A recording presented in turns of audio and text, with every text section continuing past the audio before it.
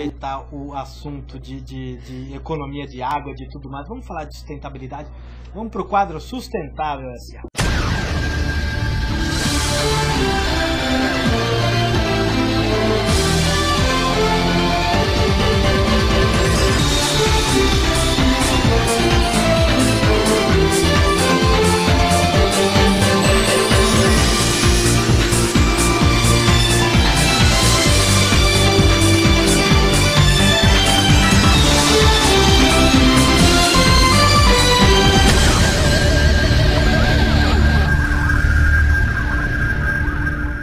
Isso aí. Então hoje, Renato e Carlinha, nós vamos continuar falando, na verdade, sobre o lixo eletrônico, tá? Porque na verdade você começa a estudar e começa a ver um monte de informação, e eu acho que é importante a gente ver um pouquinho dessa situação, porque o ser humano é um bicho estranho, esquisito, né? Ou seja, a gente está falando de sustentabilidade, de reciclar, de material eletrônico que precisa ser reaproveitado. E existem pessoas espalhadas pelo planeta que se utilizam dessa bandeira para ganhar dinheiro, óbvio, né? E continuar poluindo e afetando a sociedade e as comunidades. Para vocês terem uma ideia, o EMPA, que é o Laboratório Federal para Ciência e Tecnologia de Materiais da Suíça, registrou os principais centros de reciclagem informal, ou seja, aquele que não tem nenhum tipo de controle, de lixo eletrônico em 11 países do mundo.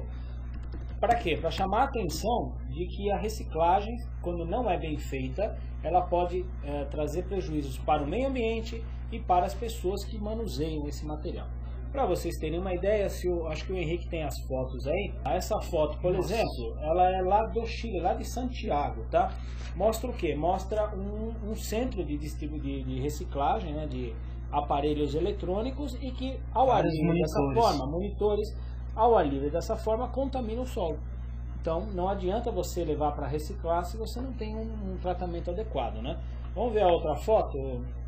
Esse, por exemplo, é da China. O que ele está cozinhando alguma coisa? Ele está cozinhando uma placa de circuito. Ah, que bom! Tá? Para quê? Para tirar a prata, para tirar os metais da placa, tá? Só que quando ele queima a placa desse jeito, ele acaba liberando um material altamente tóxico para ele, que está respirando aquilo, ali, né, e para o solo, que está contaminando o solo. Então, é totalmente informal, no meio da rua, e ele está prejudicando a saúde dele e quem está ao redor, né? Vamos para o próximo?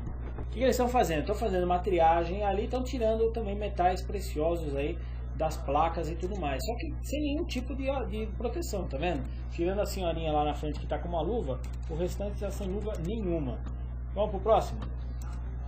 Esse daqui, Renato, para você ter uma ideia, fica lá no rio em Taizlu, também na Ásia, tá? Até bonito esse efeito azul, né? Mas não deve ser muito saudável. Isso daí, na verdade, é toda a parte eletrônica que não foi aproveitada, jogada na beira do rio, e o material que é liberado dos circuitos eletrônicos acaba gerando essa cor, essa coloração aí. Que não deve ser muito saudável, né? Contaminando todo o lençol freático, os rios e tudo mais, tá? E se bobear, essa água deve ser usada no saneamento da cidade. Lá na frente, exatamente, criança nadando, sabe? Então, ou seja, tem uma bandeira de que está fazendo reciclagem, mas está fazendo esse tipo de coisa, né?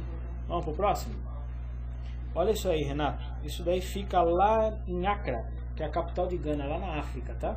Isso daí é tudo material que já foi retirado, todos os metais, e o que sobrou de carcaça de computador tá aí na beira do rio, para você ver aí o lixão a céu aberto que poderia ser reaproveitado, todo o plástico. Porque essa carcaça pode ser moída e se fazer óbvio, outras coisas. É óbvio. Vamos para a próxima. Olha aqui, isso daqui fica em Gana também. Estão queimando, tá, materiais, estão queimando aquele material que não estão aproveitando. Está contaminando o meio ambiente com o material tóxico que é liberado ali e gás carbônico aí na queima. E sem nenhuma proteção, vocês estão vendo aí, sem nenhuma máscara, sem nada, né? Vamos para a próxima? Fica em Nova Delhi, na Índia, e ela está sem nenhuma proteção, pegando metais e tentando fazer a separação desses cabos e tudo mais, tá? Para ela se contaminar, é um 2 aí, né? Vamos para mais um? Na Nigéria, tá? Isso é mais ou menos parecido com o que acontece em alguns centros aqui no Brasil, tá, Renato? Não é só lá fora não, tá?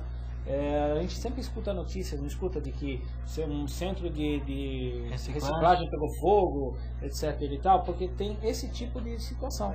Não há tudo nenhum amontoado, controle, nada não há controle nenhum, separado, não há separação, joga de qualquer jeito e acaba gerando transtornos aí para a região, pega fogo e tudo mais, tá? Então é importante que as pessoas tenham um pouco mais de prudência, né, na hora de... Para quem você está entregando material para reciclagem, não pode ser para qualquer um, senão acontece esse tipo de coisa. E aí você pensa que você está fazendo bem e você está fazendo mal, na verdade. Tá? Você continua contaminando o solo, o meio ambiente e acaba prejudicando as pessoas que estão manuseando esse material. O que acontece? Esse pessoal que está aí fazendo a reciclagem são pessoas geralmente que não têm uma instrução. Então, você não pode responsabilizá-los porque estão fazendo esse tipo de triagem, porque é o ganha-pão dessas pessoas. Agora, quem está ganhando dinheiro é o intermediário. Sabe por quê? Você viu que eu falei de Gana, eu falei de Nigéria, eu falei de países subdesenvolvidos, né, na Ásia, né? E que esse material é exportado dos Estados Unidos, da Europa, para ser reciclado aí. Lá. É o mesmo que os Estados Unidos fez com os lençóis aqui. Lá, lembra disso? Só que isso é proibido, tá? Você fazer a distribuição, fazer a exportação de lixo eletrônico é proibido mundialmente. Mas ele acaba sendo clandestino, ele é jogado como se fosse material de segunda mão. E aí você pode exportar, tá?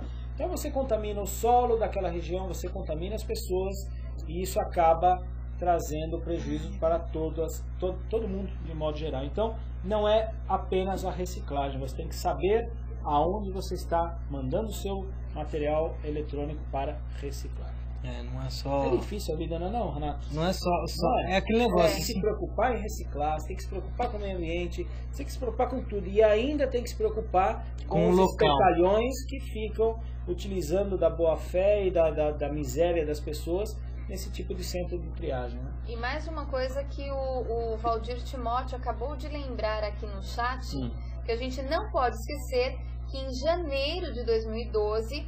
fica proibida a distribuição de sacolinhas plásticas nos comércios da cidade, exatamente. Realmente. A cidade de São Paulo proibiu, né? Ele fala que a lei burrinha, ao meu ver. Mas acho que a grande maioria já está meio preparado, viu, Renato? Eu acho que assim... Já tem um monte, já vejo por aí um monte de gente com as sacolas... As ecobags.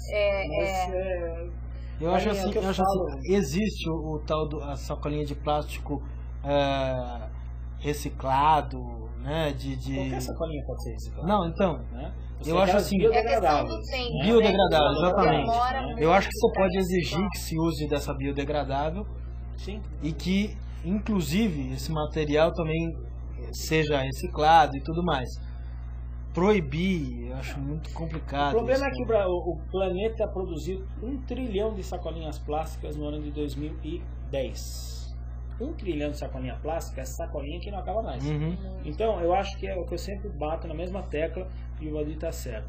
Nós não podemos proibir, porque se você proibir porque ele faz mal, então nós temos que proibir o carro também, porque o carro mata, atropela, avião porque de vez em quando cai, polui o meio ambiente. Nós temos que proibir tudo, o cigarro, a bebida, que ainda não foi proibido. Proíbe respirar em São Paulo, porque faz mal. Faz mal. Então, assim, o que tinha que ter, eu não vi nenhuma campanha de conscientização. Vamos usar a sacolinha apenas a que você quer. Porque aquele pessoal vai lá, coloca uma sacolinha dentro da outra, aí depois, para terminar a compra, pega 20, coloca dentro de um saquinho e leva para lixo. Não é isso? Assim, isso é ruim. Teve um caso, Espigado, numa cidade do interior de São Paulo, eu prefiro não comentar qual é a cidade, que o prefeito, da forma mais inconsciente, quase que de um dia para o outro, ele proibiu o uso de sacolas, ele proibiu que os mercados fornecessem e que as pessoas utilizassem. Isso de uma hora para outra. Um grande erro, porque ele poderia ter, como você disse, orientado os munícipes a agir de acordo com aquilo que ele estava planejando.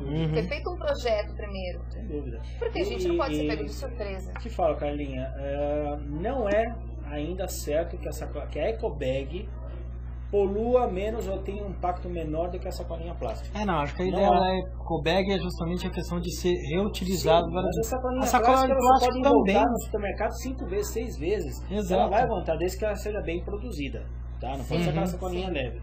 Agora, a eco bag você tem que ter área para plantar algodão. O algodão ele acaba com o solo.